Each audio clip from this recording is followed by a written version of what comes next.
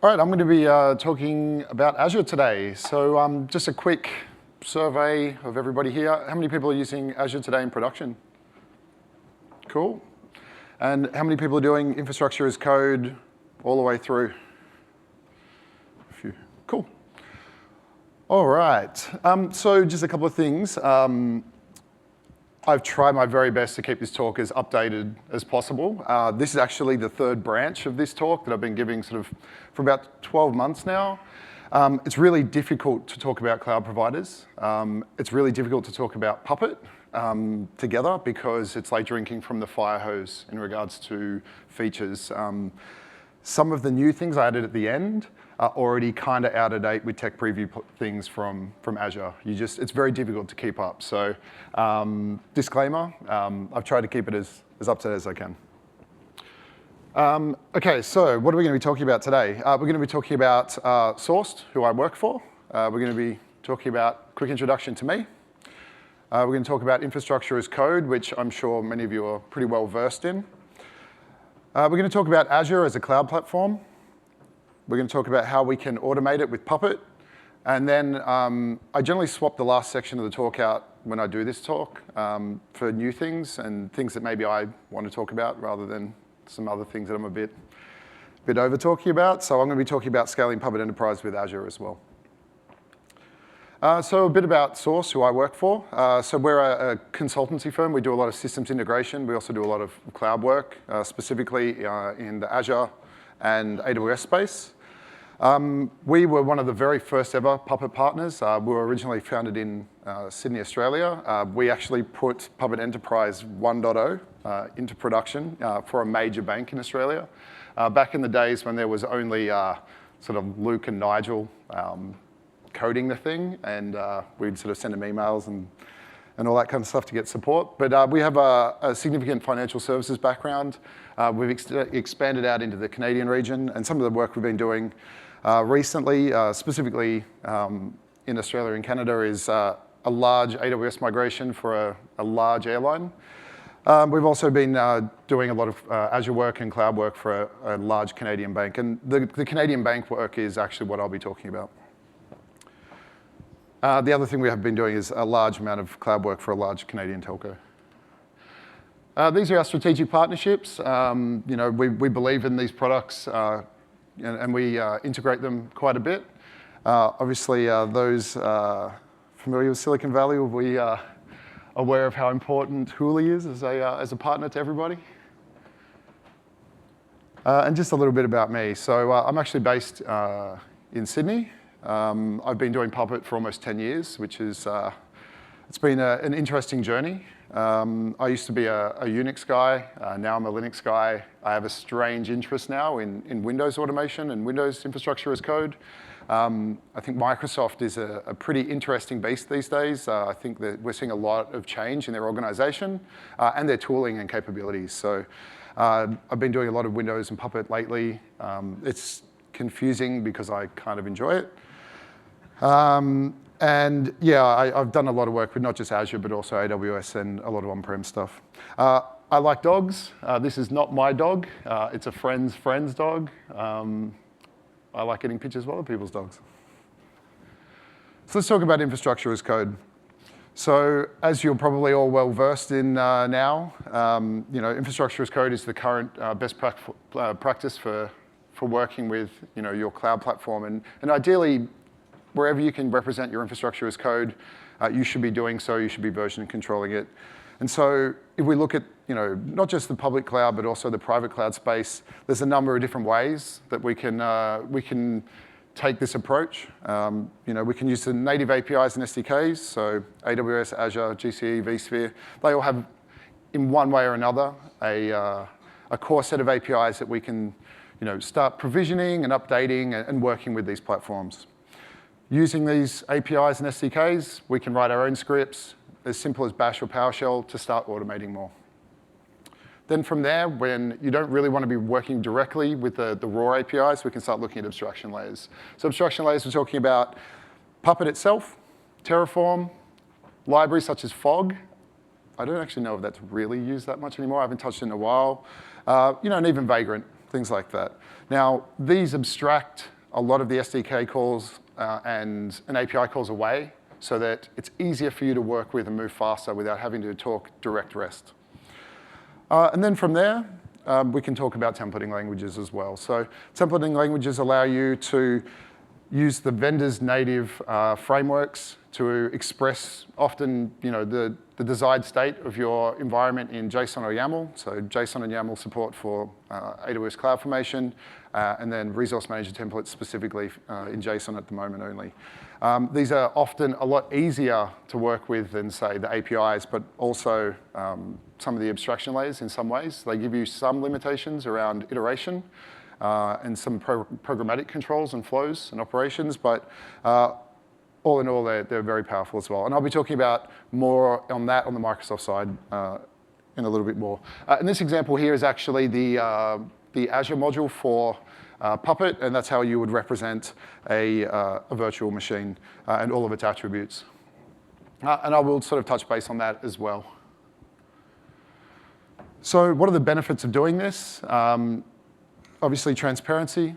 We can start representing the composition of your entire environment, the entire deployment of your applications in a consistent way. We get version control. Ryan, I think it was Ryan, was talking about earlier, actually it was Eric, was talking about auditors, and we can now say to an auditor, we know what changed, we know when it changed, and we know who did it through Git log. So it gives you amazing consistency to be able to effectively diff your infrastructure. It also gives you the capabilities to scale out your environment. So if you look at a large organization who was born in the cloud, such as Netflix, they're able to deploy entire new regions directly via code, and they're only coupled to, say, the Amazon region that they need to deploy into being available. You can also start building out test environments and doing destructive actions on them to see how your environment responds. And then there's also enhanced opportunities for automation and further testing as well. So you can start doing unit testing effectively on your infrastructure, which in the more traditional way of managing things, generally by hand, is now available to you. So I won't dwell on that too much, but obviously a lot of people are familiar with this now. But it's for somebody who used to do a lot of stuff by hand back in the good old days of physical servers, it really is an exciting time right now to be working like this, and refreshing as well. So let's talk about Azure and its current its capabilities and where it's going. So there's this misconception today that Azure is the Microsoft cloud, that it's best for Windows, and that's where you should start. When this really isn't the case. In the case of the client that I'm talking about, their initial workloads were actually Linux-based, but Azure was selected both on merit, but also availability. There was very few other mature cloud providers in the Canadian region at the time. So, and then when we looked at it, it did tick a lot of the boxes even early on for running these things.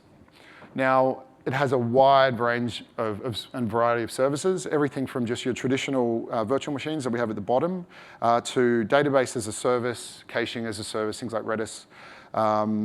They've got storage services, blob storage, things like that. And then they also have like your very common VPC, like in Amazon, VNet type constructs to allow you to have a very complicated, if required, or a very simple networking topology.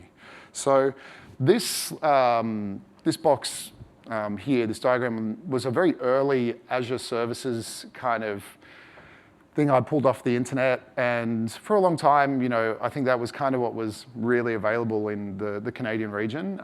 It's very difficult to find a end-to-end, up-to-date slide from Microsoft of all of the services that are available today. I actually reached out to a friend of mine, and he gave me this one. And I still think it's kind of missing a few. It seems like it's gone through a few iterations and things like that. But as you can see, there's a wealth of different services that are available in Azure today. And there's probably even more in preview mode. So Do check it out. It's definitely maturing pretty quick, but it's not just for Windows, and I think that that's key. So let's talk about infrastructure as code capabilities for Azure today. It's got a number of really, really good and often mature, very mature in some ways, capabilities. So we've got the API itself, the core foundations, the building blocks to interact with the platform. From there, we have a number of quite robust abstraction layers. We've got the CLI, which you may or may not be familiar with. There's actually 2 versions. The version 1 is written in Node. It was okay. It has some problems, but it got the job done, and it was easier than working directly with the API. Then version 2 came out relatively recently, so it's been overhauled. It's a bit more consistent. It's written in Python. I would definitely be trending away from version 1. It does have some limitations. And then we have a wealth of SDKs for Ruby, for .NET, for Python, for Node.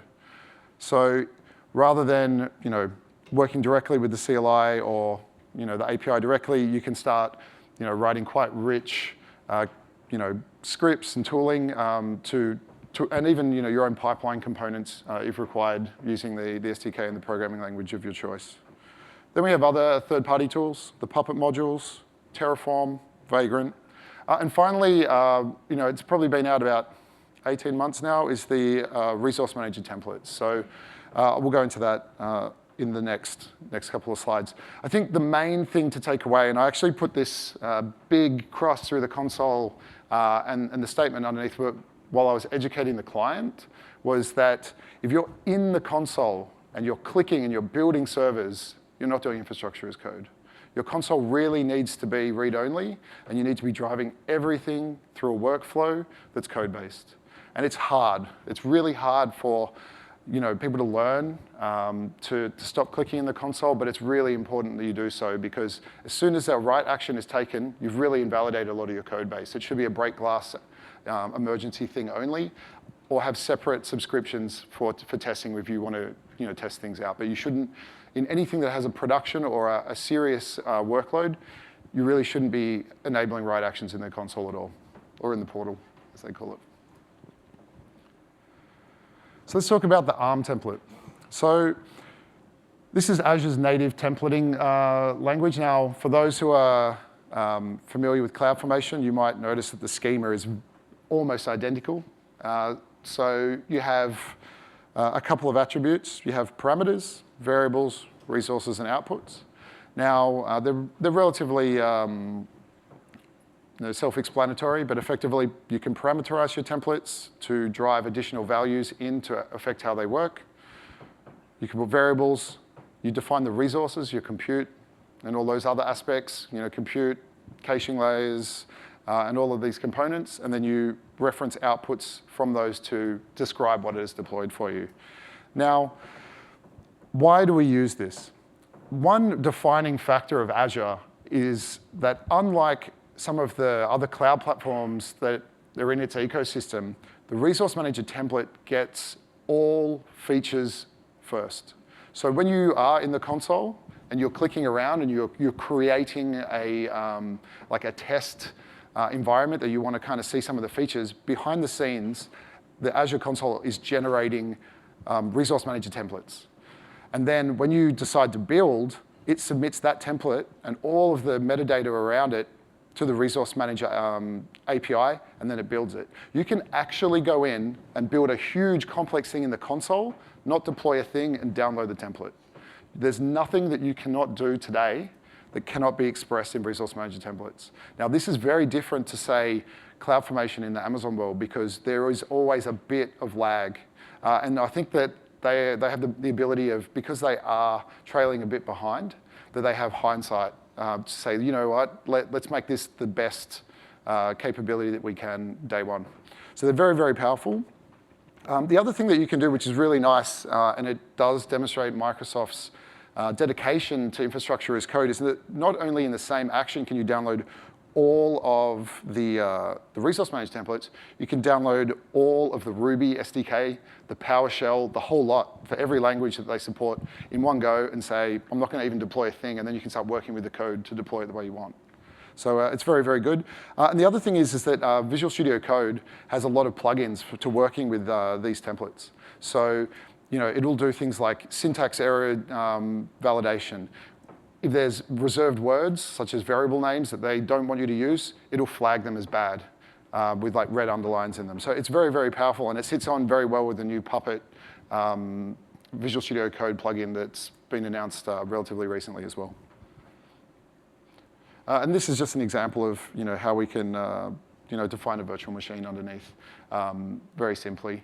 So coding in JSON is not the best, but with Visual Studio Code, it does help a lot. So I've talked a lot about Azure, and I haven't talked a lot about Puppet. So what I want to talk about is template-driven, Puppet-delivered services. So we know that we can represent all of our Azure resources in ARM templates. And we know that we would ideally want to be using SaaS services, SQL as a service, caching as a service, rather than build those services ourselves on virtual machines and then have to maintain them. But there isn't services for everything. And when I say everything, I mean there's unlikely, I don't know Microsoft's roadmap, but I can't imagine there's going to be JBoss as a service coming anytime soon, or any other COTS apps that are very obscure or very, that are only for your specific environments. But Puppet can help here, because Puppet can help you deliver those services that sit inside these ecosystems very well. But we want to make sure that they meet a couple of things. We want to make sure that these instances are automatically provisioned. We do not want any human interaction for this to happen. We want our ARM template to be deployed. We want all of our SaaS services to come up. We want our services to come up that we build ourselves on virtual machines, but we don't want human interaction. We also want to make sure that there's end-to-end security. You should never be sacrificing security for speed, especially in public cloud environments. And then finally, we also want visibility through the whole process. So we don't want to have to be digging into virtual machines just before they time out or something like that during a failure to scrape logs and things off them. And we want to know that things succeeded in the way that we want them to be. And Puppet can really help here. So this is kind of the workflow that we would look to achieve this. So you would use your CI/CD tooling to trigger a deployment of an ARM template, so something like Jenkins or Bamboo.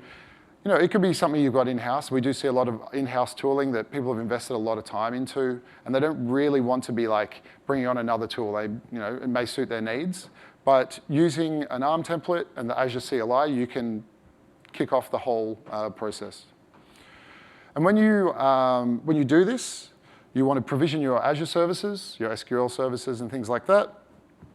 You then, when that's done, you want to provision your Azure virtual machines. You want to bootstrap Puppet into the virtual machine.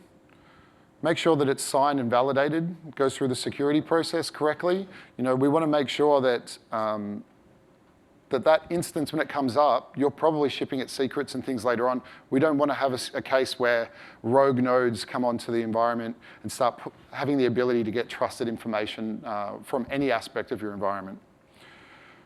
And then from there, once it's signed, we want to have the node tell Puppet, this is who I am, this is what I need to be. It'll be provided a catalog. Puppet will do all the heavy lifting and return that instance into a configured machine the way that you need it. And then when that's all done, ideally, you'll use Puppet and other tooling to integrate all of these services together, and then your deployment is complete. Now, one of the key things to this is that we really want to be moving away from caring so much about operating systems. They're effectively just a commodity runtime, and if you represent everything in code and you automate everything away, then it's disposable as possible. And I like to think of operating systems today as like heavy containers. If you can get here, then long-term you can move to Docker and other capabilities much more easily. So all of these steps are where you need to be going in this case, and I'm going to show you how to do it. So it's easy, right? So let's go through all of these in a bit more detail. So how do we get the Puppet agent onto these instances automatically? So Azure has the concept of the custom script extension. So when you provision a virtual machine in Azure, you can tell this virtual machine to execute a set of code or retrieve a script, and that can be from any URL that you need.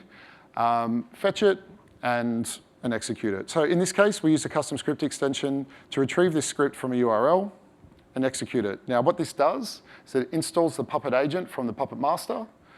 We may influence through parameters that are passed down from the resource manager template a set of additional facts that we might want to set. Now, these things could say, this is the type of node I am. This is my role. And then when that's done, when that's done, the agent will start up. It'll go and talk to the Puppet master, and then we're into the security phase where we want to say, OK, my software's installed. This is where I am. I've got a certificate. Please authorize me. So this is how we do it securely. So the Puppet CA is the core security interface to Puppet Enterprise. So an agent generates a certificate signing request. It sends it to the Puppet CA. And the Puppet CA decides whether or not to validate it and to provide it a catalog. Now, you only ever want to sign certificates that you trust.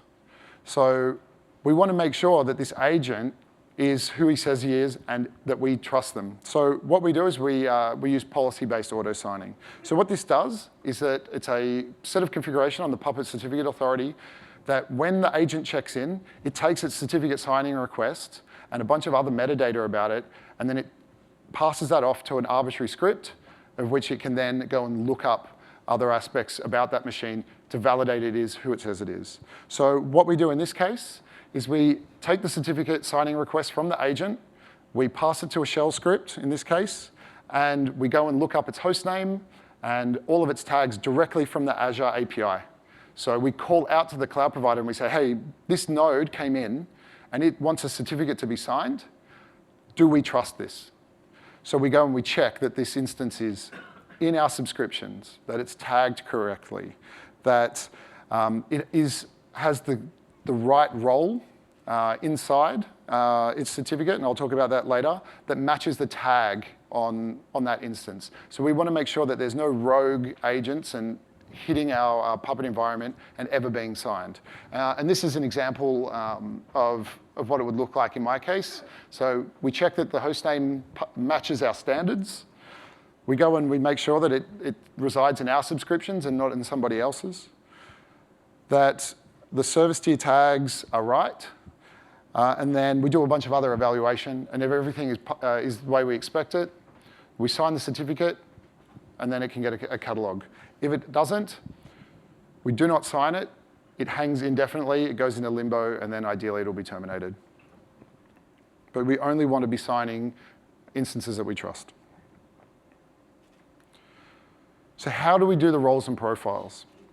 So roles and profiles effectively are the interface into Puppet where we describe what a node is supposed to become. So it could be a JBoss server. It could be an SQL server if you can't use the SaaS offerings. It could be a Jenkins slave. Now, what we do is we use trusted facts for this. So a trusted fact is a fact that we put inside the certificate signing request. And once it has been validated and signed, that fact can never be overwritten. Now, this is important because it prevents reclassification. So if you're using a traditional fact on the host, you can override those and send them as part of your request for a catalog. So we never want to be in a position where a node that's deemed to be a web server can ever request to be an SQL server or a security server, because you may get the catalog for that particular role. Now, embedding the role inside the certificate signing request allows us to send it as part of the initial CSR and then validate that that is exactly what we want that server to become from the Azure API as well, based on a tag assigned to that virtual machine. So as part of the validation, we want to make sure that this PP role in the certificate signing request is also matches the tag on the instance. And if they don't, we don't sign it. Now, once that's been done, there's three main options for classifying this node. My preference is to do it in code, as this example here shows that, in say site PP at its most simplest form, you can say there's a class called role selection, and based on this trusted fact that we know has been validated now, please include the roles and profiles that we would like to be assigned to this instance, and then take it from there. Your other options is you can use the Puppet node classifier, as you see at the top. I prefer to not do this. It is a very powerful component of the Puppet product, but it's very difficult to represent a lot of that in code today. So I like to do it like at the bottom, but it all just depends on your maturity. And then the last one is using Hira for more complicated situations. It's really up to you and your environment, but I think that representing it in the manifest is quite clean and consistent with the infrastructure as code approach. All right, so that really does tell the story of how to get there. I've got a bunch of sample code on some of this online, but I want to talk about some other integration capabilities and options out there for Azure. So for those familiar with Amazon as well, Amazon has the instance metadata service, which allows you to hit a specific URL inside your environment, and it will return all of the metadata for that specific instance. Now, one of the problems up until recently that we had in the Azure space is that this metadata is very valuable for automation in Amazon. We never had it in the Microsoft world in Azure. Up until recently. And so because of that, we had to work around a bunch of problems about, how do we find out what, region a particular instance is in if we can't ask the cloud provider to provide it to the instance. It does now have a metadata API. It launched earlier in the year, which is great. And that means is that we can take this metadata and return it as facts that we can use in our Puppet code. So right now, there is a Jira.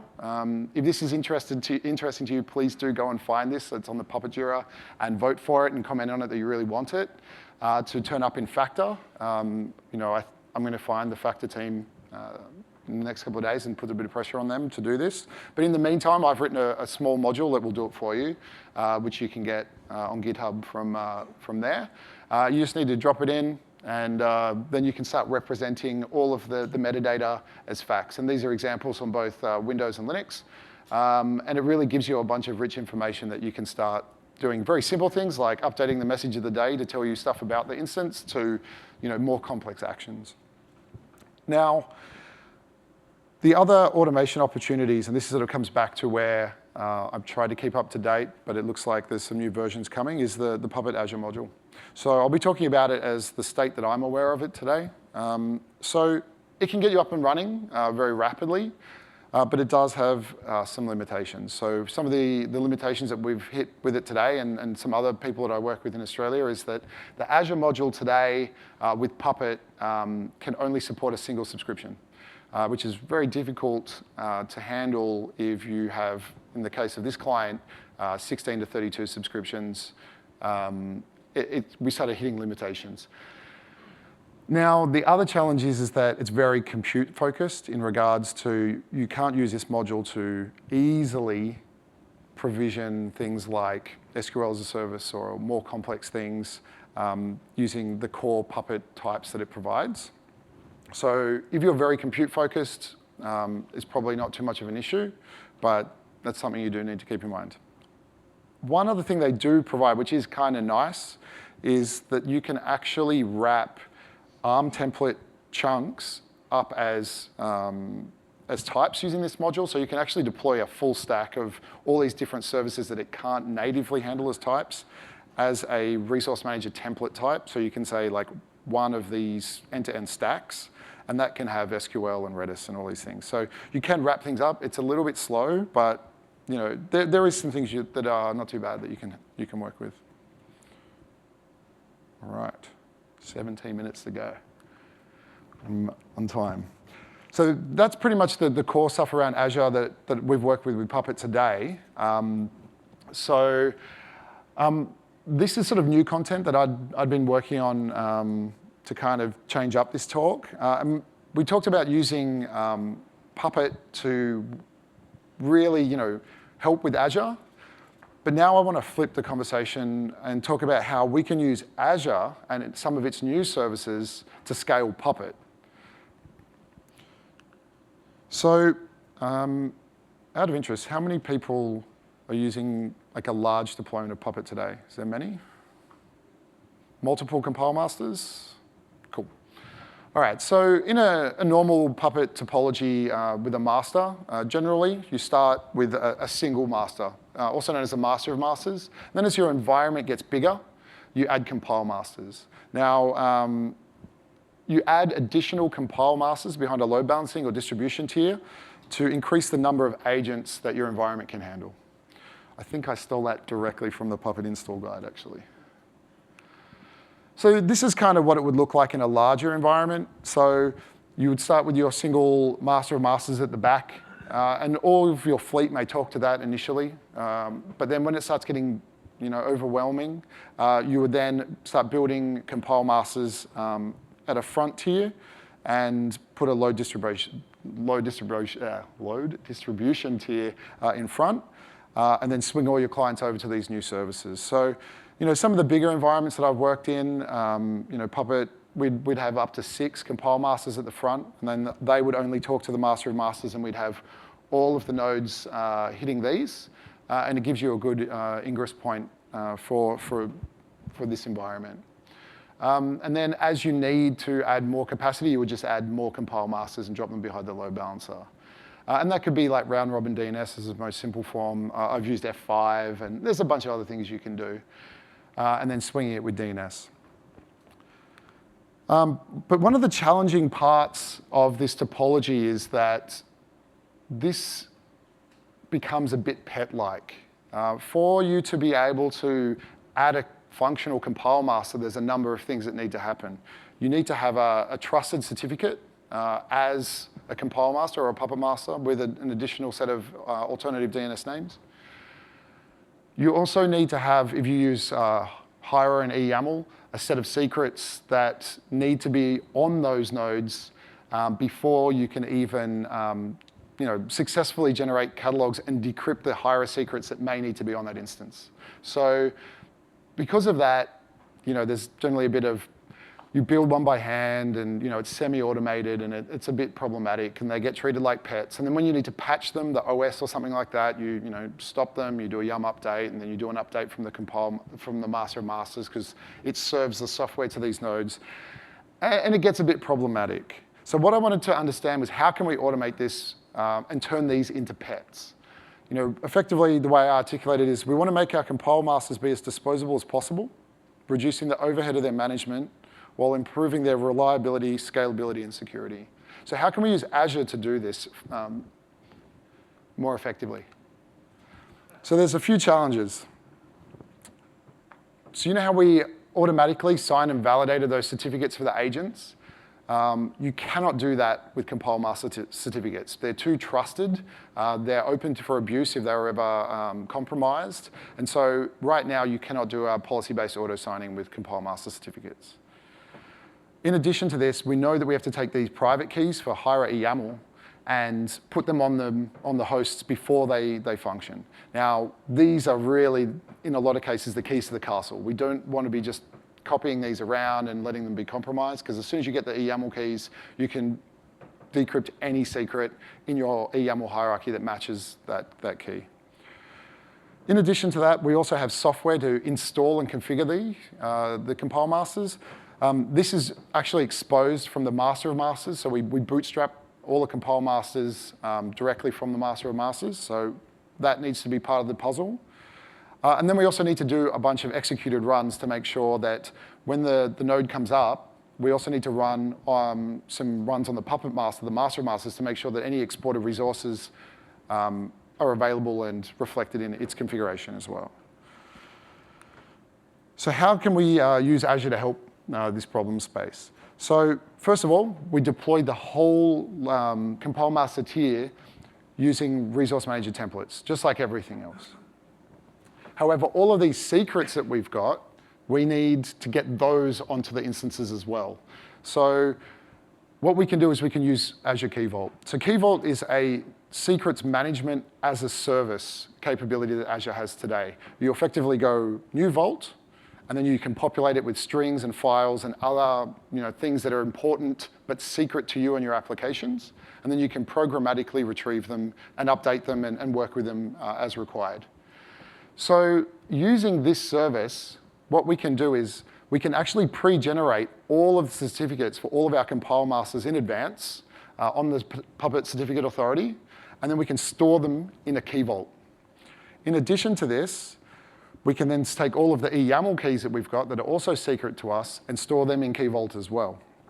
Now, when that's done, we create an identity or a service principal that has access to these secrets for the compile masters.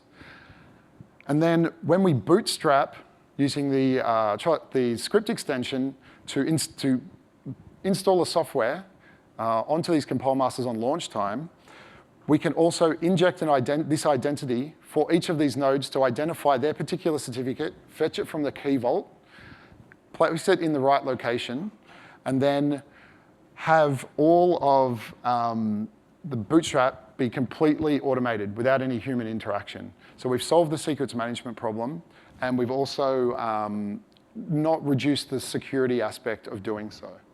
So, and then the last thing we need to do is we need to orchestrate a number of runs through the environment. And we can do that either by shell scripts in a loop and just run, and eventually you'll get it. Or you can use the Puppet orchestrator and Jenkins to say, deploy this, and then run Puppet over here on the master of masters, and then run it here again and here again. So you can use some of the additional tooling to help get this outcome for you.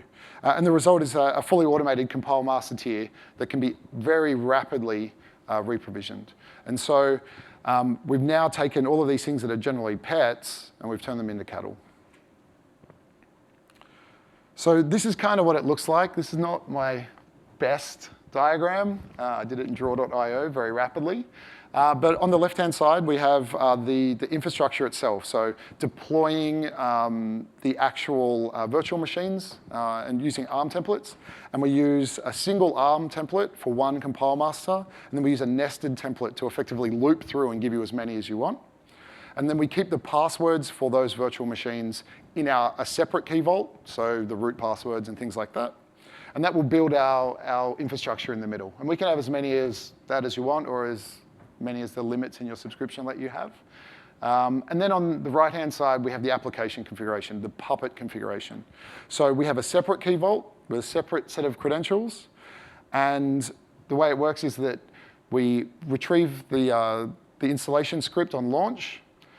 It, first of all, goes and talks to the Key Vault, identifies itself, lays down all of its secrets, its certificates that are already signed, and its eYAML configuration and all of those things. We call out to the master of masters and we say, I would like to install the software now, and I already have a signed certificate in place, so give me a catalog for a compile master. It installs the whole thing end to end. And then using some orchestration, we can then trigger a number of runs, and the result is fully functional compile master tier that has had no human interaction. So this is actually what it looks like in the console when you do it. On this slide, we have a single Puppet master called master of masters called Puppet Master. I trigger my deploy. I wait a little bit, and we'll see that compile master 0 and compile master 1 have checked in. They've had a certificate signed, they've completed a run, and they've reported that there has been changes. But everything was successful. Now, hitting the Puppet Services status tab, we'll see that these compile masters aren't reporting as available as Puppet Masters. Now, this is because the Puppet Master of Masters hasn't executed a run and been made aware that there's all of these new infrastructure components available to start servicing requests. So we can use CI tooling to trigger another run. And then when that happens, we can see that these have gone green. There's no further action to take. But we'll see here in the services status that we now have additional compile masters that are operational and ready to service requests. So if you start pointing your fleet at those, they'll start serving catalogs. And because the EYAML stuff is already in place, they can decrypt all your hire data and everything's good to go. So when that's done, time passes, things like that, you want sudden and increased capacity. You can either update the parameter in your ARM template to say from 2 to 4, or 2 to 6, or 2 to 20, push an update, and it will provision instantly an additional set of compile masters to give you additional capacity. In this slide, I just updated it and re-pushed it, and I got 2 more. At the moment, me messing around, I can do 20 compile masters in sort of less than 20 minutes. So it scales pretty well, and the trick is that you pre-generate a large number of all of your certificates and you store them in Key Vault. And then you use the tooling to give identities effectively to each of the compile masters. They know which key to get. It's relatively straightforward. So that's it. So what do we get from this? So we can rapidly scale out compile master tier. We can rapidly patch it. So rather than treat all of this like pets, we can now say, look, we need to patch these environments. So what we're going to do is we're going to tear them all down. We're going to destroy them. We're going to throw them away. We're going to patch the master of masters, and then we're going to redeploy the whole lot. And they'll build from the master of masters. They'll take the latest software. They'll get the latest software. But in addition to this, they'll also get their original identities back from the Key Vault. So we don't have to be handling any of the secrets anymore. They're securely stored, and we also have an audit trail on them. The other thing we can do is we can, if required, Puppet certificates often don't change. But we can roll them now, because all we have to do is regenerate them, invalidate the old ones, put them in the Key Vault, tear the old deployment down, re-provision them. It's very, very good for disaster recovery, because we now treat every compile master identically. So we can, we can test updates in another environment. We can do a test that tears them all down and redeploys them to make sure they still function.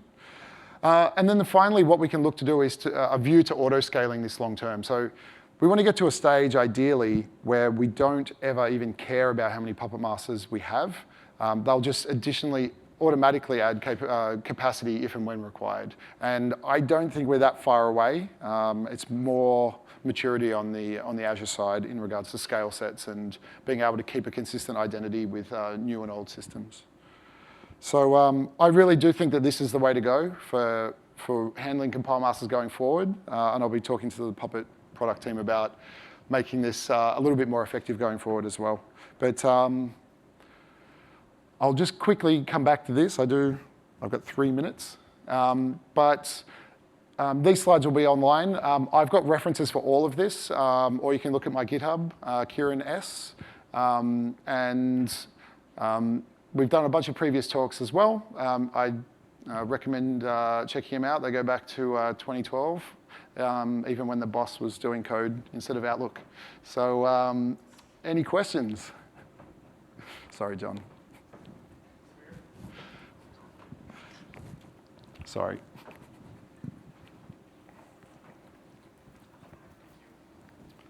So maybe I missed this, but the load balancing piece, is that handled in the ARM template? You can. Ideally, yes. I ran out of time, and I was kind of doing it in my own time, and I was. But yeah, ideally, you can use everything from DNS to.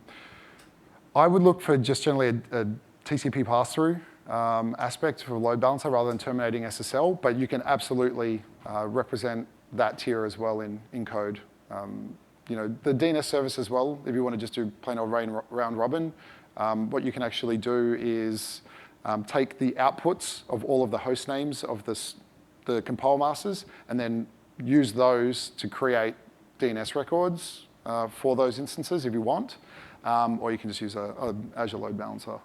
I haven't got that far, to be honest. The main thing was like making sure it all just worked, and then I got sick of looking at it. Thank you. Yeah, no worries. I think we have time for one more question. No questions from me. You mentioned making compile masters as much disposable as you can, right? Yep. Can you use scale sets for the compile masters in Yeah, that's a Azure? good question. Right now, you can't. The challenge is that if you want an instance to come back with a consistent, how do I explain this? Effectively, if we create 20 certificates in advance and we sign them, and we have a scale set of 10, and one fails, and scale set recreates a new instance, we ideally want to get to a state where it knows what it just replaced and takes that certificate, rather than incrementing its ID all the way. So you could use scale sets, but you would ideally need to create a lot of certificates just to make sure you don't paint yourself into a corner in regards to over a year, ideally you're patching, but over a year, as things grow and get smaller, that they don't just keep incrementing every certificate you've ever created. You kind of want to create a batch and then have them sort of pop in and pop off to take available certificates. There's probably some other things you could do with like a queue or something like that to identify free certificates. I didn't get that far. And I think it's kind of not great. I think with AWS, autoscale groups does have this kind of functionality, but yeah, I haven't been able to solve it. Not easily anyway. Thank you very much.